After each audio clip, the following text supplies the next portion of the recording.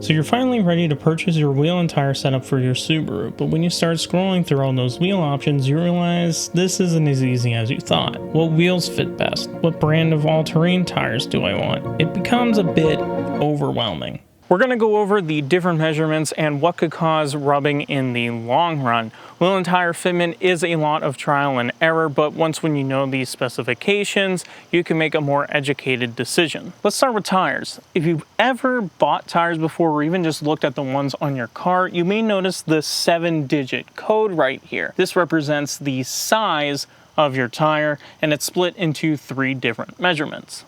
The first number, which is in the hundreds, is your tire width, or the width in millimeters of your tire tread from one side to the other. Subarus will tend to have stock tire sizes of 205 to 245 depending on the model and year of your Subaru. The second number is your tire profile, or the amount of tire from the edge of the wheel to the tread, also measured in millimeters. Subaru tends to stick around 50 to 60 millimeters for most of its models, but some of their sportier trims can go as low as 40 or even 35 millimeters for the STI. The last number is our wheel size. If you have 16-inch wheels, the number will be 16. If you have 17s, 17, and so on. Speaking of wheels, let's talk about those next. Wheels also have 3 measurements you need to consider. Some might even have it printed on the wheel itself, but not always. The first number is your wheel diameter measured in inches. Subarus will usually have 16 to 20-inch wheels. Some Subaru owners will select a smaller than stock wheel size to fit bigger tires. The next number is wheel width. Most Subarus are going to have 6.5 to 7.5 inch wide wheels.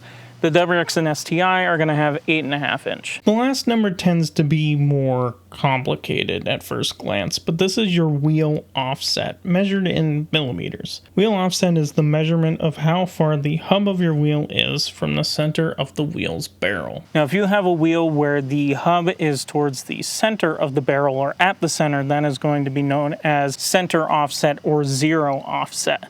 If it is towards the outside of the barrel, this is positive offset. If it's towards the inside of the barrel, that's negative offset. Most cars from the factory these days come with positive offset wheels, and Subaru is no exception. Subarus often have around plus 48 millimeters of offset, although an STI has plus 55, which is probably because of the wider wheels and bigger tires for grip.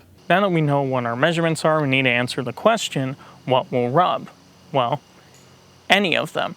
If you're going to get a tire that is the same size as stock, you're going to be just fine. But if you're going to get a bigger wheel and tire setup, which I know you probably do, this may cause rubbing, and depending on the measurement, may be in a certain or specific area. If you change your wheels and tires to be bigger than stock, you might notice rubbing in different areas of the wheel well depending on where the wheel is during a turn. Going with a more negative offset if you get wider wheels will save your suspension components, but it completely changes the radius that your wheels turn while steering, resulting in contact with the wheel well with a trade of better stance overall. The Adventure Wagon came stock with two 15/60/16 tires and 16 by 6.5 inch wheels with a plus 48 millimeter offset. Currently, I upgraded to a 215/70/16 tires and 16 by 7 with plus 35 millimeter offset to account for the additional half an inch of wheel. If we take the wheel off, you can see the wear on the car and some modifications I had to make the wheels fit. But you know what? If you have a wheel and tire setup in mind, get it. Because clearancing your fender well is almost always free. We've talked about wheels and tires here. If you want to learn about the other half of the performance mods you're going to need to look into when off-roading your Subaru, you want to click this video right here, where we're going to talk about some suspension parts. And no, I'm not just talking about a lift kit.